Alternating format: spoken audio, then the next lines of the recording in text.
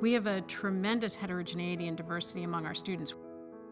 In my class, there are 38 nationalities. We have lawyers, economists, business managers, and other several backgrounds. It creates a wonderful classroom environment. This is exciting for an instructor. This is also challenging for an instructor. How can you craft a learning experience that really works for all the students in the classroom? The professor can either spend a lot of time in class going through the concept and just talking to the students, or he can spend more time in class discussing with the students and being more interactive. The old-fashioned way of teaching was to convey information during class and send the students off after class to work on problems and try out what they'd just learned. A flipped classroom is literally flipping that model so that they get the knowledge through an online channel outside of class, and when they come to class, they come with that knowledge ready to work on hard problems. What we've done is create online modules that allow students to have a more similar background when they step into the classroom. In this unit, we're going to be talking about the goods market, and specifically the Keynesian model. The goal is to understand the goods market well enough to be able to discuss different... Some concepts in statistics are very visual, like seeing how a concept is constructed using images or equations moving around helped me a lot, and I never have experimented that. There's a lot of things that you can do with video that you cannot do in class necessarily, like letting the students learn about the concept at their own pace.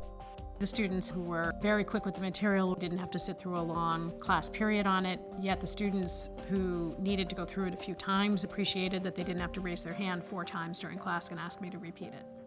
Having videos outside of class has an equalizing effect, because then people would have similar grounding once they arrive in class on the basic concepts. And typically, after each video, there's a couple of questions that would assess our understanding of the concepts. So I look at the data and I can immediately see what areas students are having most difficulty with, and then I attempt to tailor the class to those students' needs. Not any students' needs, but the students who are going to be in that class, in that moment, that year. Because the professor is able to see how people did in the quiz, he would also be able to see which questions had 50% of people going this way, 50% going the other way. Sometimes he will say, okay, find someone around you that has a different answer and attempt to convince them. Okay, talk to a neighbor. To the casual observer, this may seem like chaos. Everyone is talking at the same time. But I think there's a lot of learning going on. You're using the power of the students themselves to help them learn. I certainly think that explaining a particular concept to a fellow student is the best way of learning, because you will notice the gaps in your line of understanding.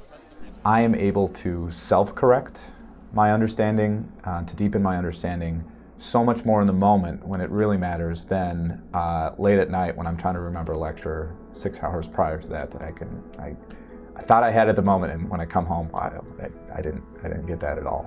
To interpret the coefficient of negative Learning technical concepts never excited me, right? This class completely changed my perspective. Sometimes we were too excited about the class. We continued to discuss the class like for 1 hour after, or we were discussing the class on our Facebook group. It's not that I'm working any harder, because I'm not. Being completely honest, I'm working much more efficiently, and I'm collaborating in my learning with my classmates.